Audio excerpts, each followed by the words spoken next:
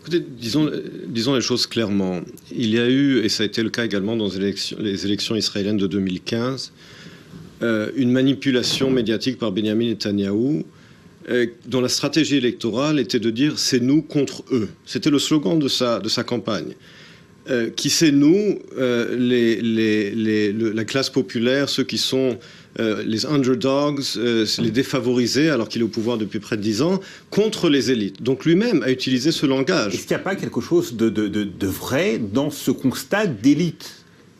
Encore une fois, dans les salles de rédaction, dans les tribunaux et dans la hiérarchie militaire, qui sont un petit peu déconnectés des réalités du peuple, des réalités qui sont vécues au quotidien. Il y a historiquement, qu'il crée. Il y a historiquement, factuellement, le pays a été fondé et dirigé à l'origine essentiellement par des juifs laïcs issus d'Europe orientale, et avec l'immigration des pays d'Afrique du Nord et du Moyen-Orient, ils ont été les nouveaux immigrants étaient défavorisés, et c'est cela finalement qui a permis à la droite de venir au pouvoir en 77. Donc ce processus historique est réel, il a existé. Sauf qu'il y a eu des changements depuis. Nous sommes aujourd'hui en 2016, et n'oubliez pas que la droite est quand même au pouvoir depuis plusieurs décennies, que Netanyahou lui-même aujourd'hui ne peut pas se dire en minorité alors qu'il a un journal, il a son propre journal.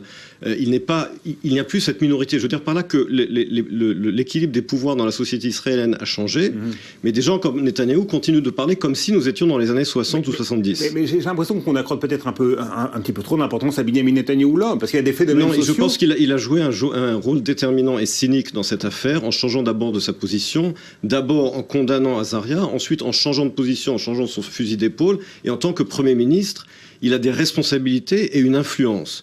Et il ne s'est pas comporté comme homme d'État, il s'est comporté comme politicien, et là, il y a des conséquences. Bon, là-dessus,